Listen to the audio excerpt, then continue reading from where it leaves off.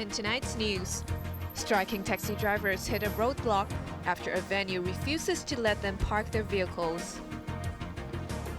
Chinese university professor convicted of murdering his wife and daughter granted a retrial at the Court of Final Appeal. And Hong Kong's inflation jumps to a 13-month high after a public housing rental concession ended.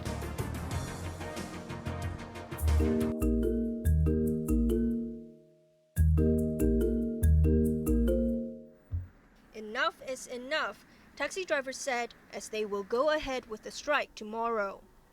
Up to 500 cabbies will down tools for 3 hours around lunchtime in a bid to force authorities to crack down harder on unlicensed car hire services. They claimed that ride-hailing services like Uber do not have to shoulder costs like insurance and permit fees, but have been reaping the benefit of the industry. Taxi trade groups threatened a second round of strikes if police did not arrest a large number of unlicensed car hire drivers within a week. A number of taxi representatives showed up at government headquarters this morning in a last-ditch effort to mediate, but they left the 3-hour meeting disappointed, saying their demands have fallen on deaf ears. 其實呢個訴求呢，我哋喺8年半前，即係9年幾前呢。 Wong Yu-ting, chairman of the Telecall Taxi Association, said his sector has been up in arms since Uber began operating in the city in 2014. How can the government say it still needs more time after so many years, he asked.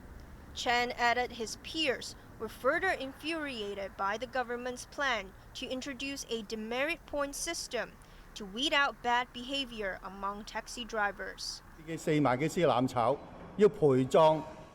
claimed there was only a small number of black sheep, but the scheme will jeopardize the livelihood of tens of thousands of others. The striking taxi drivers initially planned to gather at an open space car park near the Lam Chun wishing tree in Tai Po, but in a bizarre twist of events, the venue's operator has turned them away this afternoon. In an apparent U-turn, Taxi and Public Light Bus Association Chairman Chow Kwok-keung said he noted the government has published a statement promising to review existing laws against illegal car hiring services. In a statement this evening, the taxi body said they would call off the strike tomorrow due to a tight timeline to apply for a letter of no objection for a protest. The Transport Bureau said it will meet the trade again within next month to follow up on their concerns. Maisie Mock, Cable News.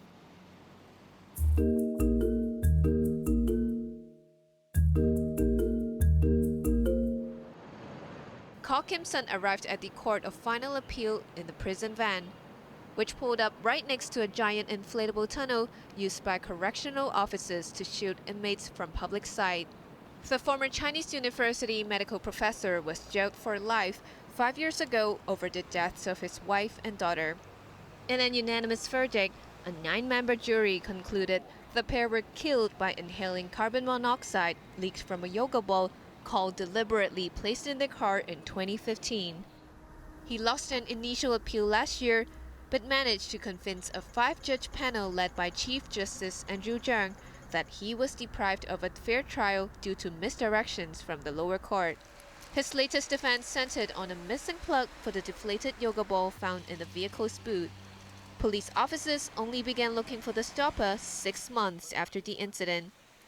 But the judges realized the jury was not directed to take the time gap into consideration. With the car's interior tampered with during that period, there was a possibility that the stopper could be displaced or mistakenly taken away. The judges noted a plug was eventually found in Ko's drawer almost a year after the incident, but said the discovery did not have significance because there were other yoga balls in the house.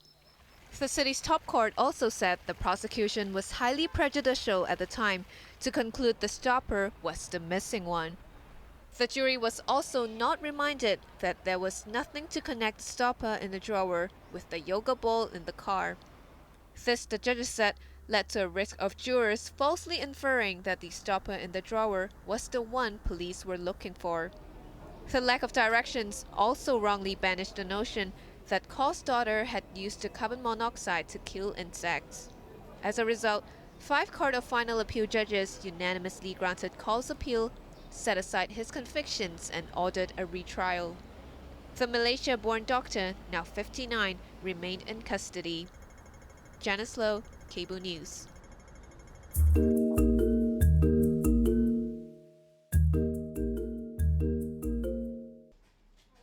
The Education Bureau has reported an alarming drop in students' performance in this year's Territory-Wide System Assessment, or TSA.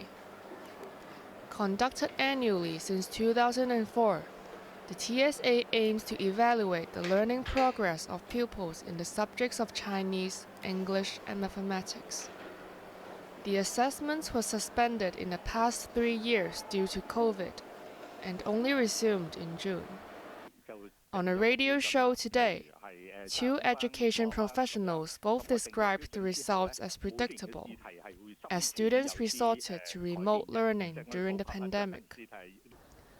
Chinese University professor Hao Kit-tai pointed out the problem was not exclusive to Hong Kong students, as their peers around the world demonstrated similar trends. He also explained the passing rate for primary 6 pupils may have fallen the most because they were about to graduate and slacked off on studies. As for primary 3 students, their learning progress was unlikely to fluctuate too much due to greater supervision by parents. Those in secondary 3, on the other hand, have already acquired a certain amount of discipline and could better manage schoolwork at home. Comparing the TSA to a body check, Hao added, a more pressing issue now is to rectify the health issues diagnosed among students. On the same show, retired primary school principal Lanton Zhang said younger students depend on tangible support from teachers when learning. But that was largely missing during COVID as campuses were shut down. Grassroots parents who did not receive much education found it especially difficult to support their children, including picking up language skills. But Zhang insisted that grades are only one of many indicators for learning progress, and he urged parents to also pay attention to their children's mental health. Janice Yu, Cable News.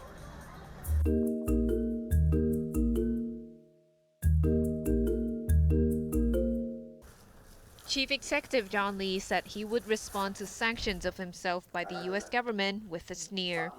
In his weekly press briefing ahead of the Executive Council meeting, Lee was asked if he was hopeful that the sanctions would be shelved. This came as Sino-US ties seemed to be warming up following the landmark meeting between President Xi Jinping and his U.S. counterpart, Joe Biden. The city's leader emphasized that any sanction would harm communication between administrations.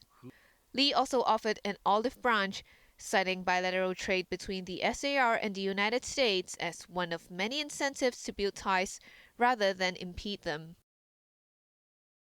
Hong Kong being our country's special administrative region, of course, will play its role actively to fulfill what has been agreed between the 2 leaders. And I have always been advocating for good trade relationship and also good business-to-business relationship. We will, of course, try to encourage more trade between Hong Kong and the U.S.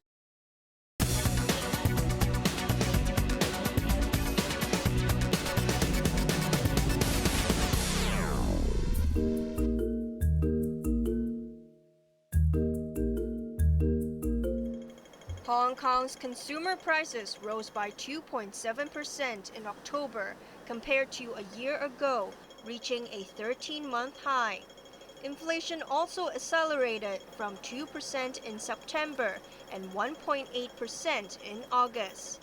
The government blamed the jump last month on the conclusion of a public housing rent concession, which had been in force for a year. As a result, public housing rents in October surged 13.5% compared to a year ago. Most categories were more expensive. Alcoholic drinks and tobacco surged the most, jumping 18.3%. Clothing and footwear cost 6.3% more, while diners paid 3.9% more when eating out and ordering takeaway.